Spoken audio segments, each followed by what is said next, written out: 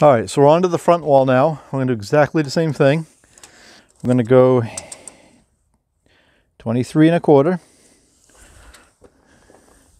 47 1/4, 671 1/4, and then of course 8 feet. I pointed out earlier that on the 16-inch on center you have the red squares. Well, on the 2-foot on centers you have the little, of course, 2, 4. So you just got to look for that. Now what we're going to do is we're going to lay out the door in the middle of this. So we're going to find the center of our board. One way you can do that, if you're not 100% sure, is you can make a number like 4 feet, and then you can measure from the other end 4 feet and see where the mark is between them. Like let's say it was 95 inches instead of 96. If you did that, your marks will end up an inch apart and you can put a mark in the center. We know in this case the board's exactly 8 feet. So we're going to mark the center at 4 feet. So we make a straight line and we put a C over the line to show center. We're going to use a 36-inch door. So on a standard pre-hung door for an exterior of a building, the doors are going to be like 32, 36, or you may hear them called 3.0 by 6'8". And the 3.0 is 3 foot 0 inches. 6'8 is 6 foot 8 inches tall. So on that 36-inch door, we want to add 2.5 inches wide and 2.5 inches tall for a rough opening. So our finished opening in this wall before the door goes in wants to be 38.5 by 6 foot 10.5. And we're going to go 19 1/4 from the center mark. And that's going to be the edge of our door. We're going to go 38.5 the other way. And that's going to be the edge of our door.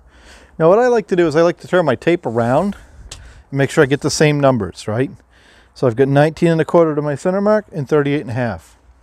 So that's the actual opening for the door. So now what we have to do is we have to lay out 3 inches on each side and 1.5 inches.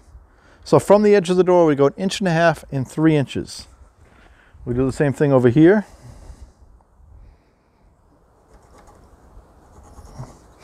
Okay, so now we're going to lay the wall out with our speed square. And Sue can bring you on in here. We do the same zeros to start on our left-hand side. Now, this is our stud right here, but we're going to lay our door out first. So our door has actually 2 pieces of wood, 2 studs, if you will. One of them is not actually called a stud. So this is the door. This has a jack right here and then a stud beside the jack. And we'll show you what those are in a minute. Now, because of the framing here, we're actually supposed to have another stud right here. And you'll notice there's only about 1 inch in between there. Again, because this is just a storage building for powerhouse equipment, we're going to get vinyl siding on the outside. I'm not going to put that stud in because it's just a waste of $7 or $8 right now. And it's so close, the interior framing will span that. So we're going to come down here. We're going to do the same thing. And this is the jack again. And this is the stud.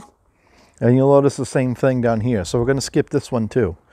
Now the one thing we do have to do, we want to lay this out here for a stud up at the top, because as we build this door, we're going to have a header and then we're going to have a little short stud above the header in the top plate. So we're going to go ahead and set these over there on the floor. And we're going to cut 1, 2, 3, 4 studs.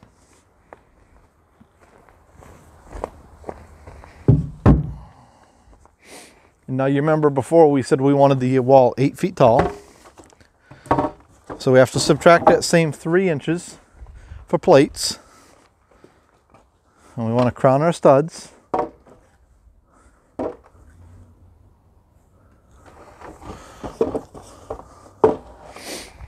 And then we want to measure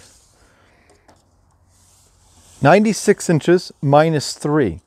So 93 inches. 93 inches.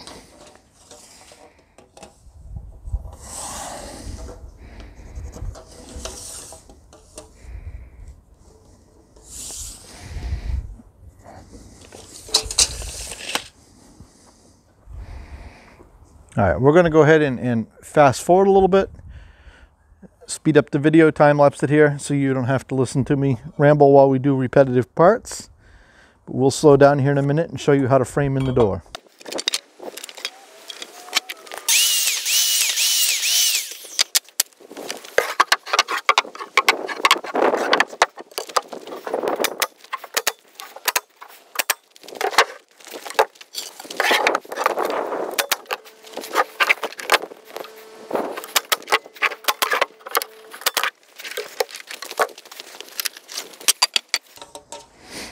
Okay, so now remember on the door, we talked about the opening being 2.5 inches bigger either way. So a common door is a 3.068, if you will. So we're going to make that 6'10.5" for the framing, which is 82.5. And then we're going to subtract 1.5 inches for the bottom plate. So we're going to end up with an 81-inch tall jack. Now you want to check with the door manufacturer, wherever you're getting your door, your lumber yard, and find out what their rough opening is. That's just a rule of thumb. They had 2.5 inches each way. Some doors are more, some are less, so you want to make it to match your door.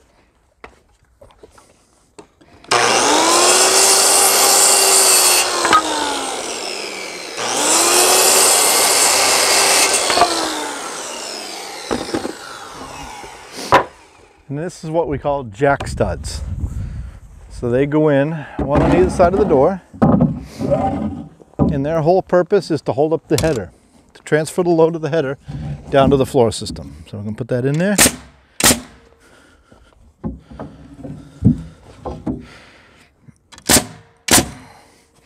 And nail them about every 16 inches.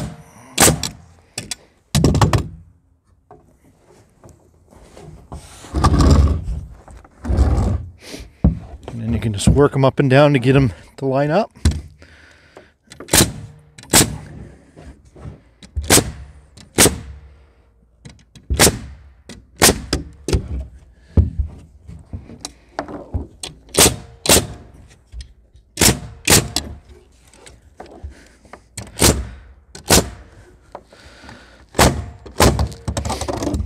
And then we're going to measure our header.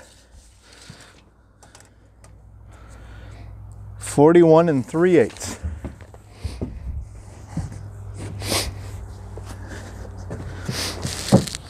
Now if you were doing something with a big roof, a longer header, when you do this, typically your header would be, maybe a 2x6 doubled up, laid on flat, a 2x8 doubled up, laid on flat.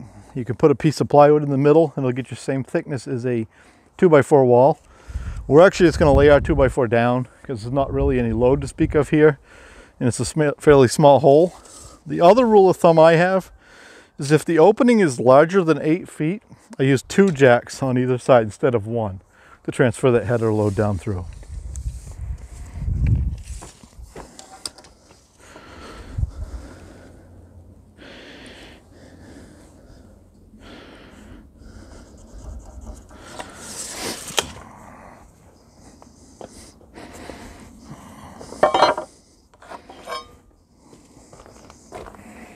And here's an interesting tidbit of information for those not familiar with a skill saw. My mark is right here in the middle. If I just tried to cut this, the skill saw is going to bind and kick back and possibly hurt me. What I want to do is I want to get this scrap wood hanging in free space, put my leg up against it, and then I can cut it like this. And then the piece falls off and there was no binding. So if you've heard somebody cut like that, you'll hear the saw like grind and jump and bang, and that's because they're binding their work.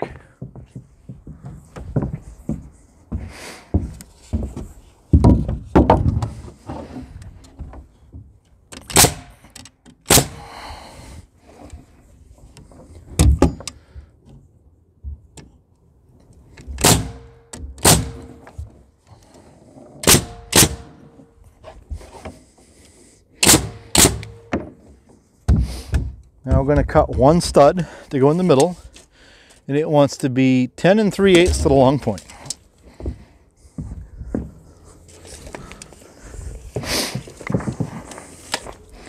And we happen to have one here with the angle cut on it. So we're going to go ahead and put this up here for a workstation.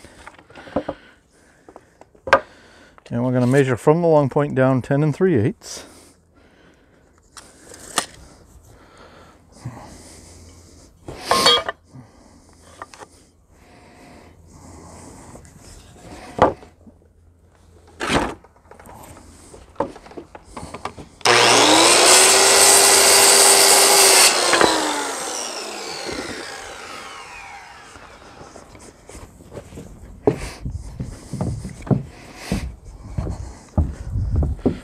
I'm gonna put that in there just like that.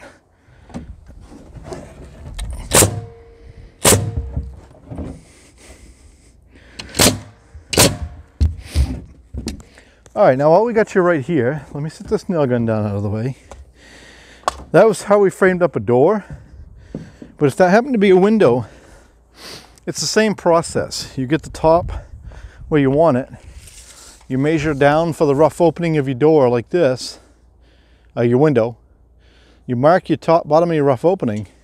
And then what we do is we subtract 1.5 inches and we put what we call a cripple stud under either side. And then we cut a plate to set in there to go across.